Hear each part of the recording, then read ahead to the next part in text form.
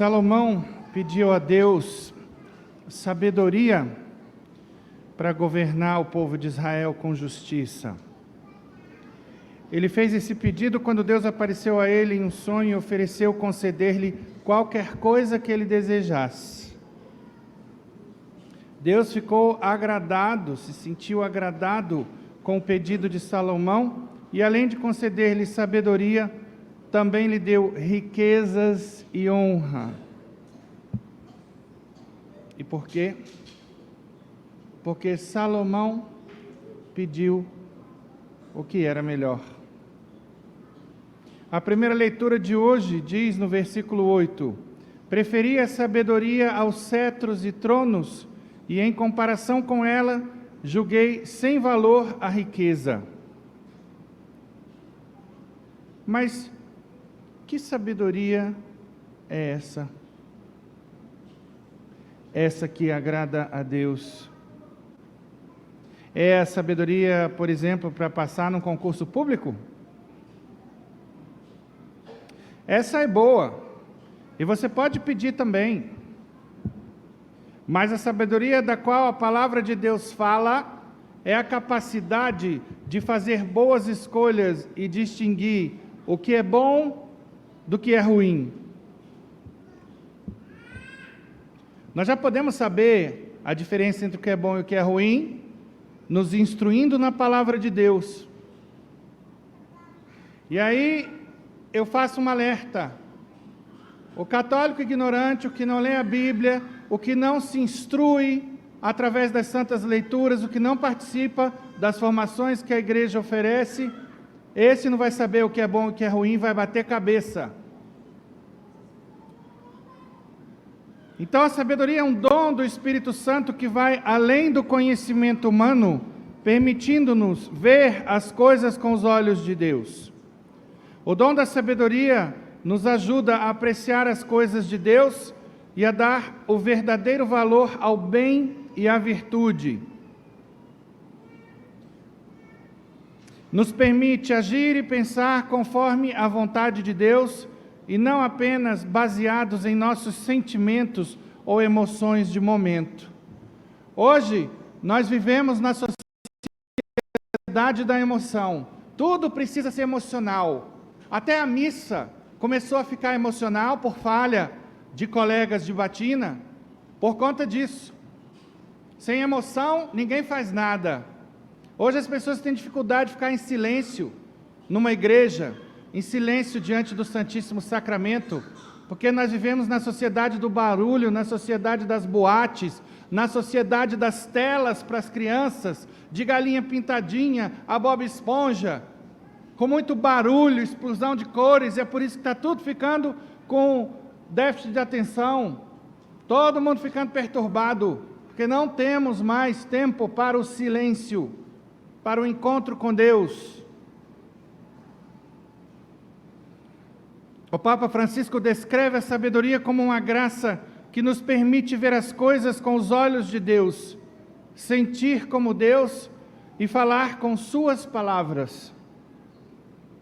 Esse dom é fruto da intimidade com Deus e da relação que temos com Ele como filhos.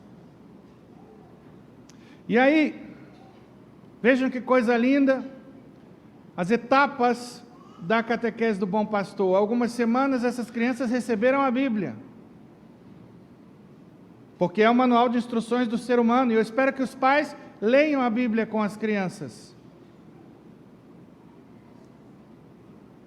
Então é por aí que começa a paz interior, por aí que começa o equilíbrio emocional, é por aí que começa a saúde mental. Hoje está todo mundo ficando doido por falta de Deus, por causa de pecado, por excesso de prazer.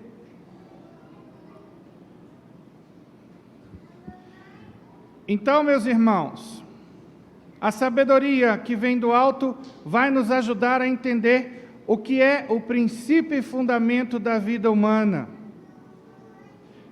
Quem fala disso, nesses termos, pela primeira vez, é Santo Inácio de Loyola, que ficou 40 dias numa gruta, em Manresa, no interior da Espanha, em oração e jejum. E lá ele recebeu de Deus a inspiração para os maravilhosos exercícios espirituais,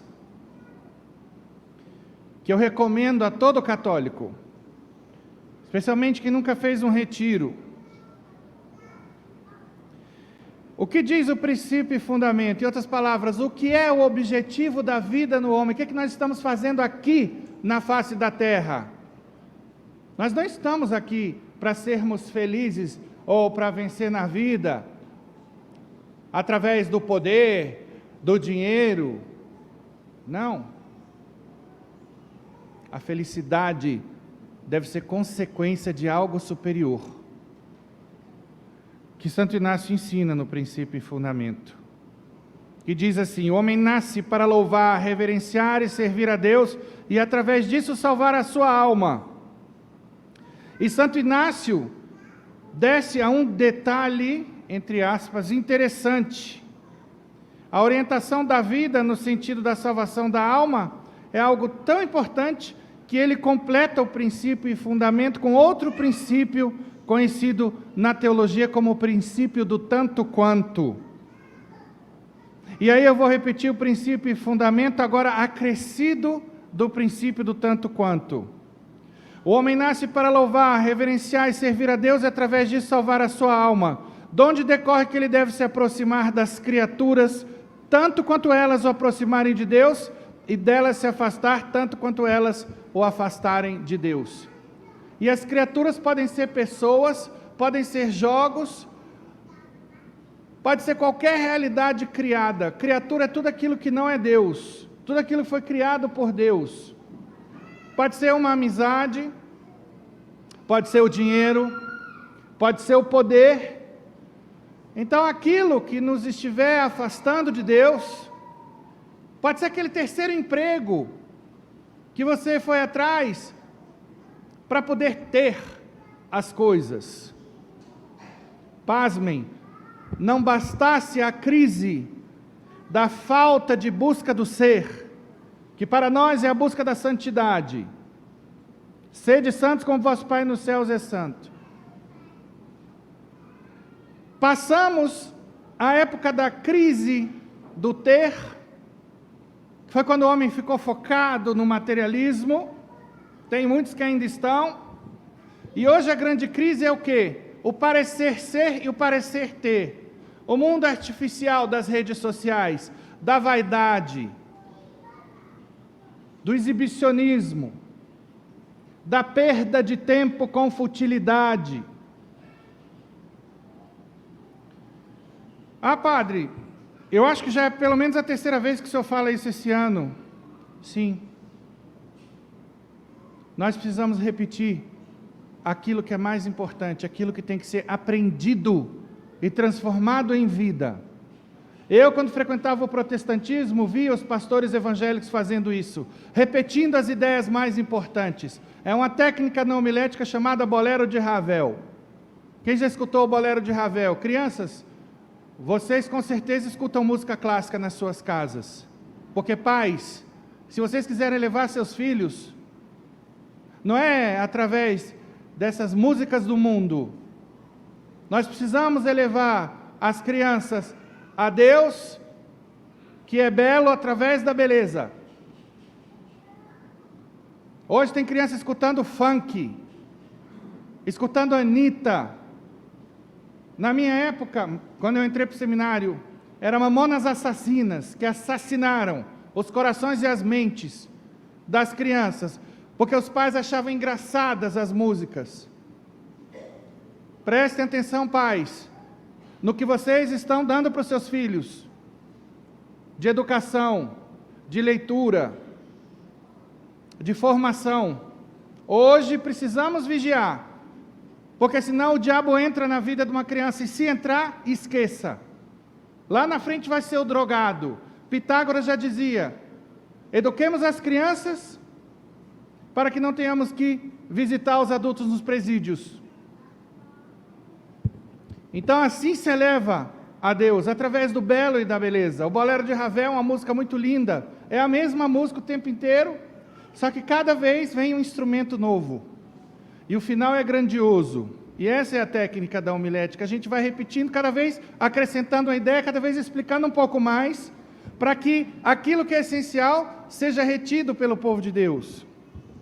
Agora, às vezes, quando a gente faz isso, o povo de Deus reclama que a homilia está demorando um pouco mais. Se a gente quiser ser didático, a gente precisa de tempo. Se eu tenho uma criança de 8 anos e uma senhora de 80, eu tenho que falar para todo esse público.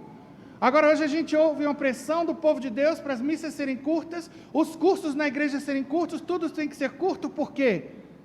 Porque a missa está sendo espremida entre a visita à casa da vovó, que é muito boa, faça, e o clube, que também é muito bom. O que está errado é gastar o tempo que eu quiser na casa da vovó ou no clube, e para as coisas de Deus, ser avarento, murrinha, minimalista, dar a Deus as migalhas. Isso não é viver o primeiro mandamento. Então é hora de mudar, caríssimos, porque somos eternos devedores de Deus. Tudo que somos e temos vem de Deus. Então, sabedoria é seguir Jesus por causa dos 2 céus. 2 céus. Vou explicar, crianças, para vocês não ficarem espantados. Vocês aprenderam que tem um? Hoje eu estou dizendo a vocês que tem 2. O céu que está lá em cima, a vida eterna, e o segundo céu, que é o quê? O céu no qual a gente vive quando a gente se converte. Porque toda pessoa convertida é virtuosa, e a gente se sente bem fazendo bem. Me diga aqui, quem é que teve calafrio ao dar esmola para um pobre? Quem se sentiu angustiado ao aconselhar um amigo? Quem é que passou mal ao ler a Bíblia? Pelo contrário, a gente se sente muito bem, obrigado. Por quê? Porque nós nascemos orientados para o bem. A nossa vontade é orientada para o bem, assim como nosso intelecto, a nossa inteligência já nasce programada de fábrica para se encontrar com a verdade. Só nos encontrando com a verdade, com o bem, seremos felizes. E por isso tem muita gente doente, porque não se encontrou com a verdade e com o bem. Porque está no pecado, porque está idolatrando, porque a sua felicidade está nas mãos daquilo que não dá felicidade, que são as criaturas, qualquer realidade criada. E por isso, nós temos que centrar as nossas vidas em Deus.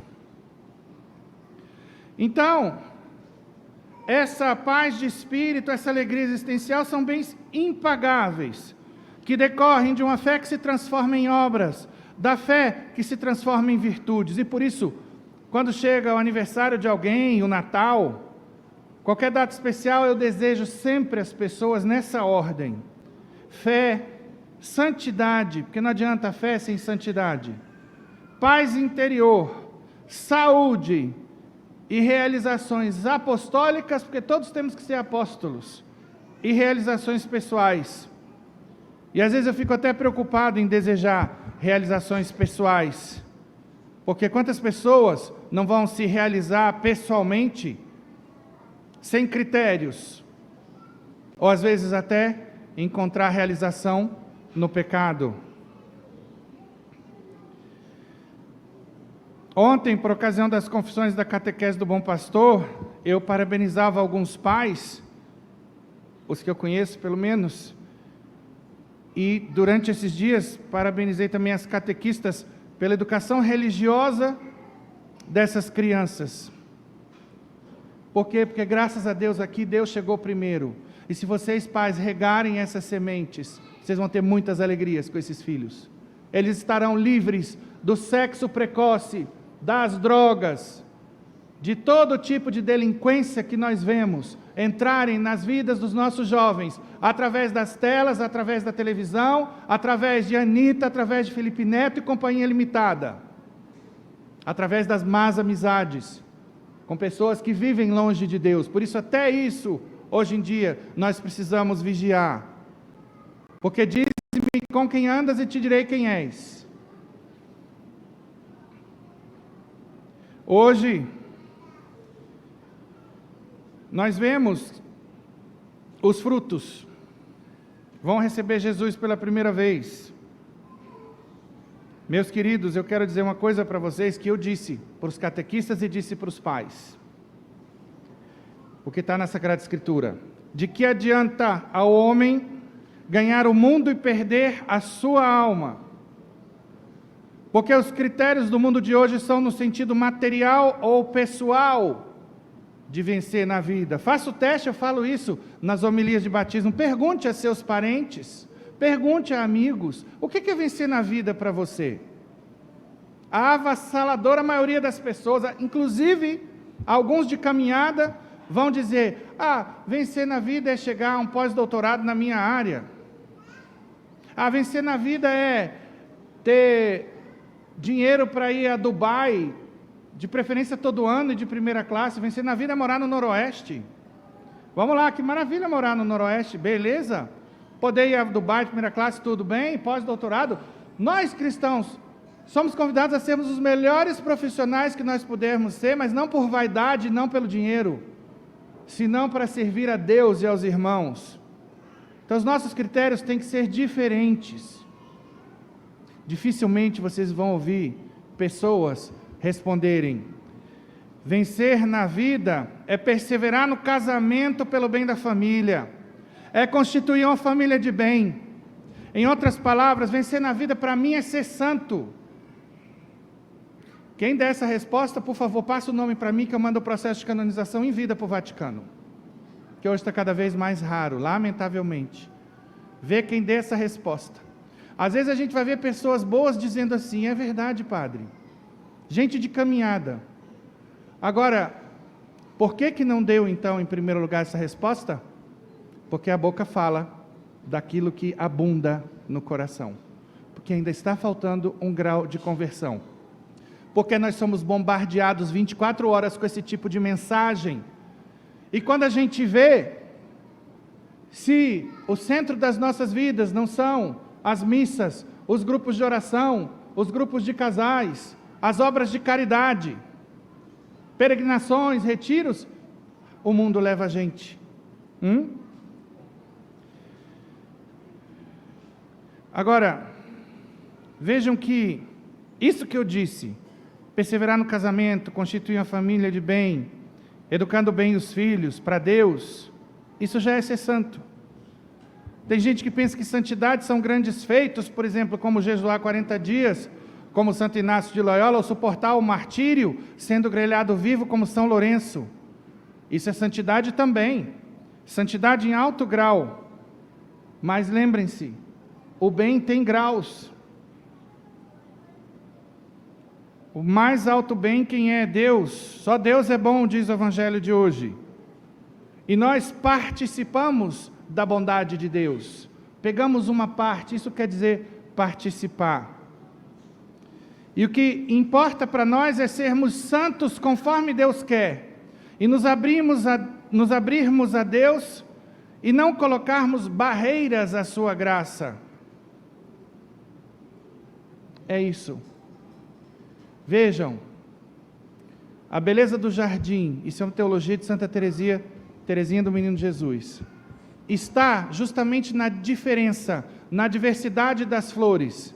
Se todas as flores fossem rosas, a beleza da rosa, para quem gosta mais da rosa, não resplandeceria.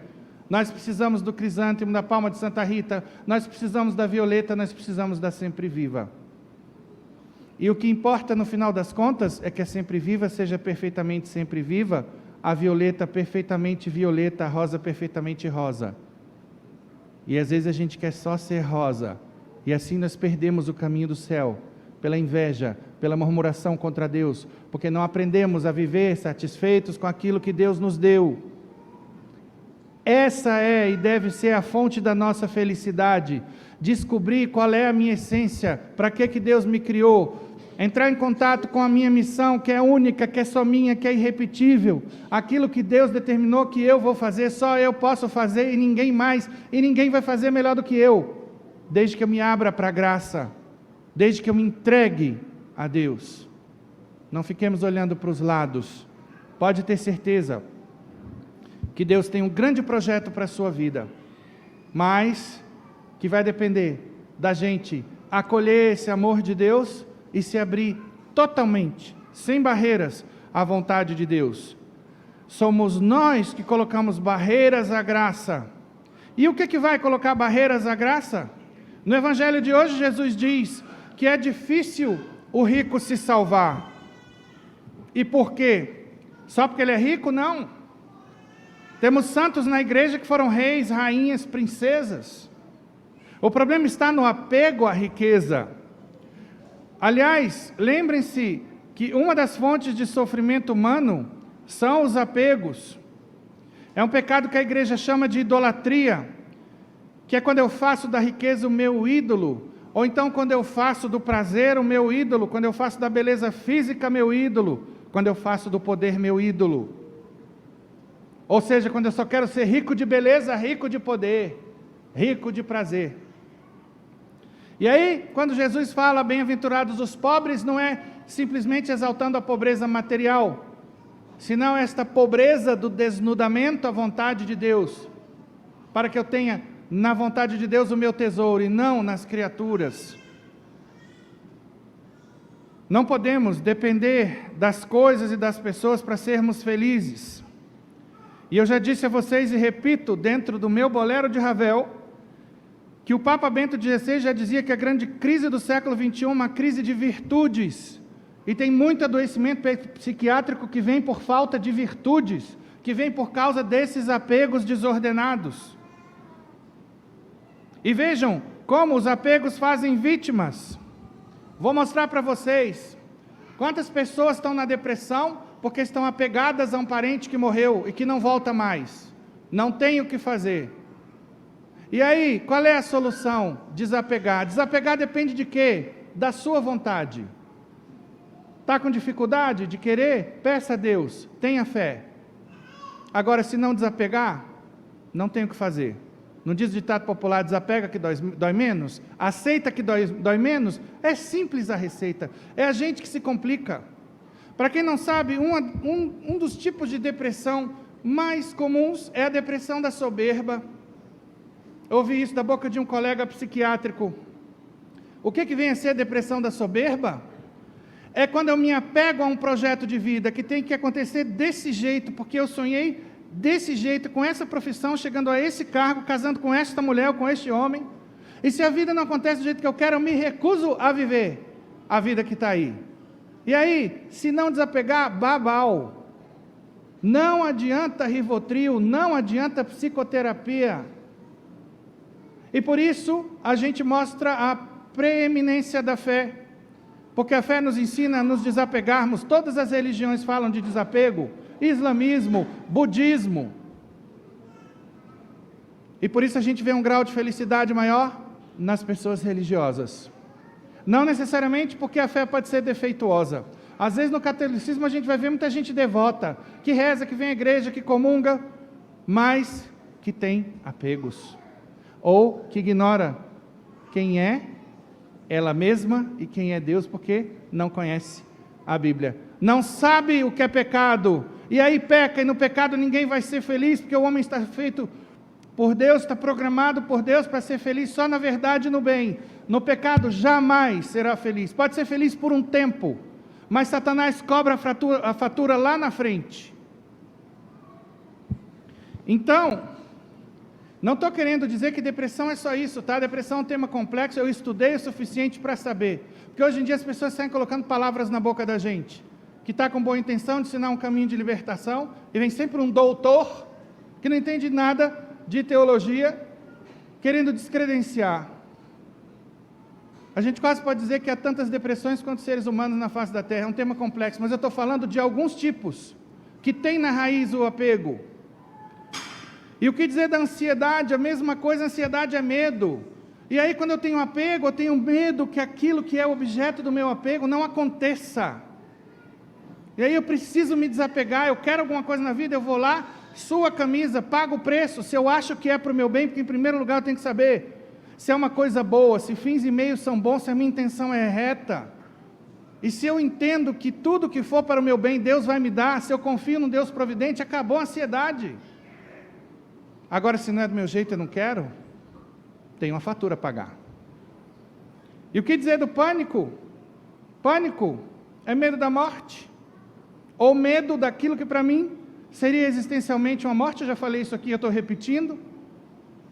Eu perder essa mulher, ou eu não chegar ao topo da minha carreira, eu entro em pânico. Por causa de apego. Medo da morte, apego a esta vida e ignorância do que vem depois. Eu não estou convicto que a vida eterna é muito melhor do que essa. E aí a solução é simples. Leia a Bíblia, tenha a convicção de que Deus existe, que a alma imortal, que Jesus é Deus, que a Bíblia é a palavra de Deus, e que se você e eu fizermos o que temos que fazer, se andarmos na linha, podemos ter segurança existencial com a certeza de que chegaremos ao céu. Pronto, acabou. O resto é balela. O resto é detalhe. Porque ninguém vai levar diploma, dinheiro, poder, fama para a eternidade. Eu quero falar para vocês aqui de um seriado chamado The Chosen. Muitas pessoas às vezes vêm perguntar: e o The Chosen é bom? Como é que é? Eu posso acreditar naquilo ali? Bom, vou dizer uma coisinha para vocês. O seriado The Chosen está baseado na Bíblia? Tá. Não vi todas as temporadas, vi poucos programas. Os poucos que eu vi, eu aprovei. O que eu posso dizer até onde entendi é que The Chosen se vale da Bíblia, mas vai além, a partir da chamada liberdade de direção, que todo diretor de filme tem, a chamada licença poética. Porque se eu falar para você aqui agora, imagine uma casa no campo à beira de um lago. Na sua cabeça vai ter um lago de um tamanho, de repente o seu lago é azul, o meu é verde, ou seja, vai mudar para cada pessoa. Então um diretor, quando lê um livro, se ele vai transformar aquilo em filme, em imagens, ele tem que ter a liberdade de criar como ele quiser, afinal de contas o diretor é ele, e ele vai falar as coisas que vierem à cabeça dele.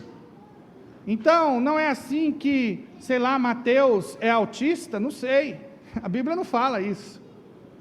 Tiago, o apóstolo, não sabemos se ele era coxo, parece que ele tem um problema de locomoção, que é PNE, mas o que eu posso dizer é que o diretor se vale dessas questões para mostrar que a Bíblia é para pessoas comuns como nós, mostrar a partir desses personagens, dessas situações que podem ser inventadas.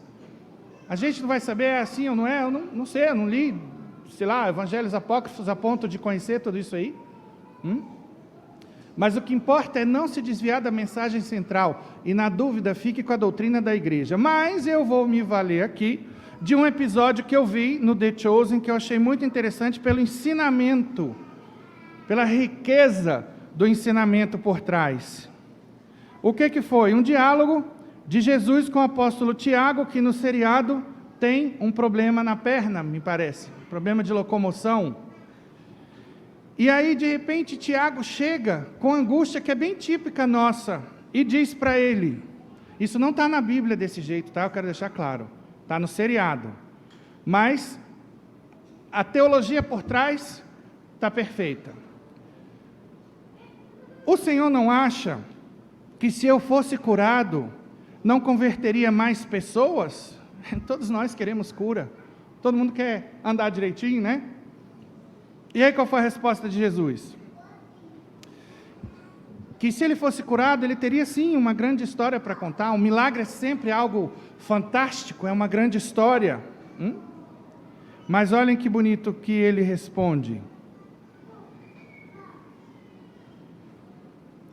Estou confiando a você uma história maior, porque já existem muitas histórias assim, ou seja, muitos milagres. Ele fez muitos milagres.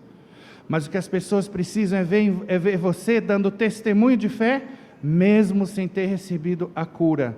E isso não é uma missão para qualquer um. Olha que coisa linda. E aí, eu digo para vocês, de fato, Deus escolhe algumas almas vítimas, a quem Ele dará a cruz para grandes testemunhos, para confundir os sábios e poderosos, como diz a Sagrada Escritura. E a estas almas escolhidas para carregarem a cruz, Ele dá graças especiais, porque Deus nunca nos manda um frio maior do que o cobertor. Senão Ele não seria bom, senão Ele não seria justo. Agora Ele vai ser ruim e injusto para as pessoas que têm critérios mundanos, para quem não acredita na vida eterna, para quem não conhece Jesus, para quem não entende os fundamentos da doutrina. São essas pessoas que julgam e condenam Deus. E se esse é o seu caso, marque um horário e vamos conversar. Você está precisando mudar a sua cabeça, porque se não mudar, o seu adoecimento vai vir dessa briga com Deus, dessa ignorância de quem Deus é e como Ele opera. Essa é a raiz desse mal que lhe angustia. Pois bem, nesse sentido eu quero falar de um jovem australiano, que eu já mencionei em homilias pretéritas, Nick Vujicic, de origem eslava, que nasceu sem braços e sem pernas. Imagina, entre aspas, segundo os critérios do mundo, que desgraça, né? E, de fato, ele se achava uma desgraça, e a família dele também, com raiva de Deus, todos revoltados, até a conversão. E a conversão a qual religião? Eu acho até interessante mencionar esse dado. Os grandes convertidos do século XX têm um livro com esse nome.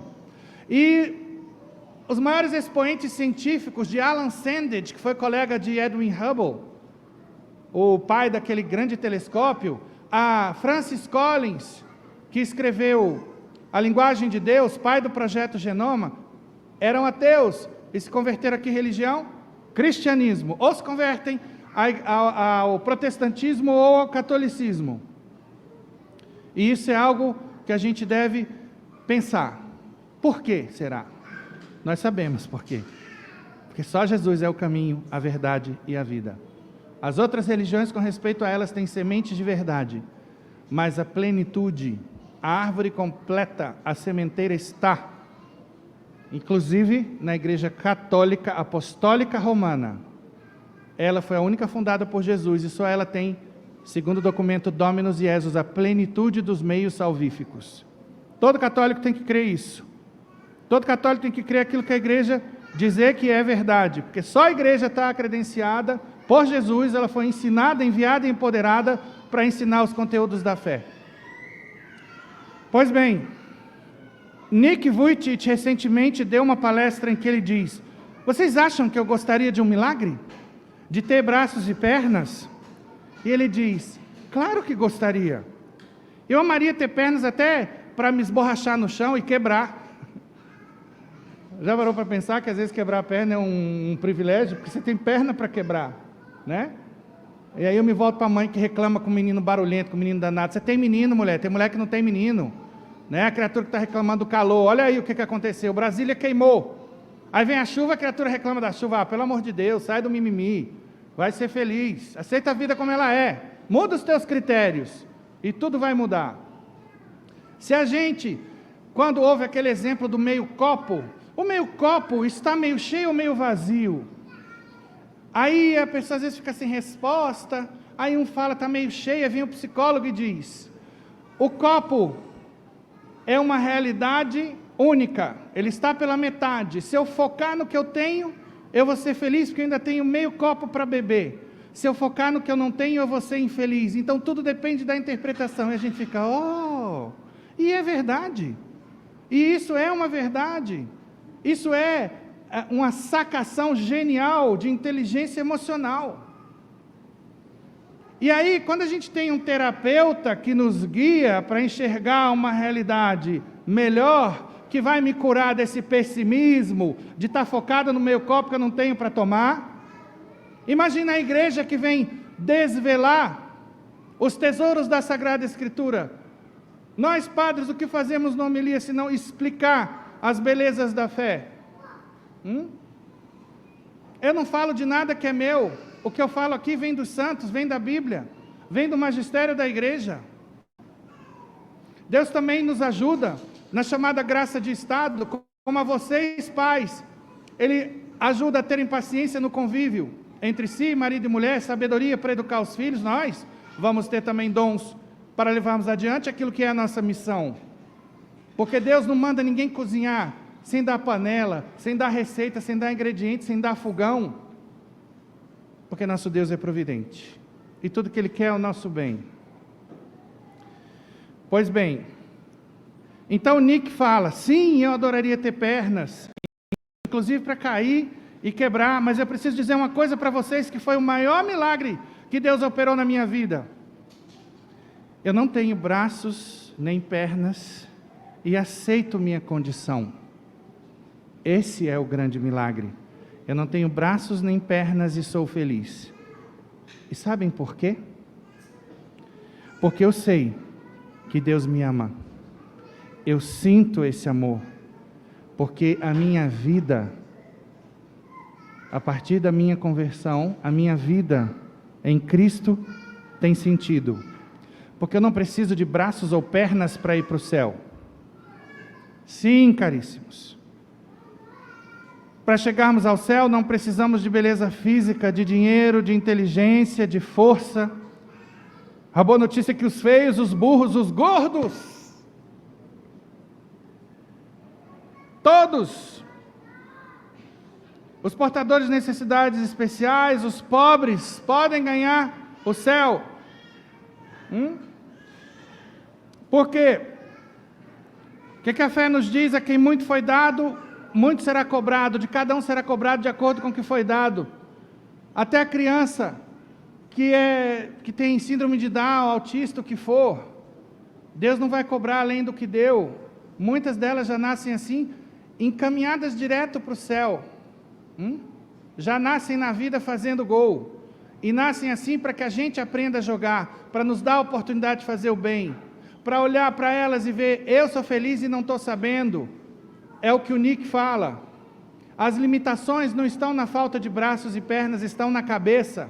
E, portanto, vocês que têm braços e pernas, que uso vocês estão fazendo desses braços e pernas? Esses braços e pernas estão levando vocês para o céu, ele diz com muita sabedoria, iluminado por Deus.